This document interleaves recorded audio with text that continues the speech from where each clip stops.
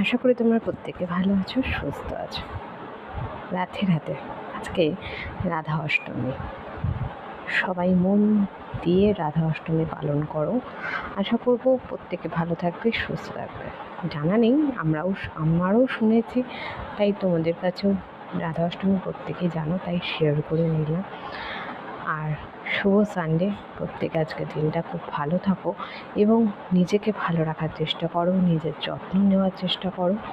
কারণ সবার আগে আমাদের প্রত্যেককে নিজেদেরকে ভাবতে হবে, নিজেকে নিয়ে ভাবতে হবে, নিজেদেরকে ভালো রাখার চেষ্টা করতে হবে।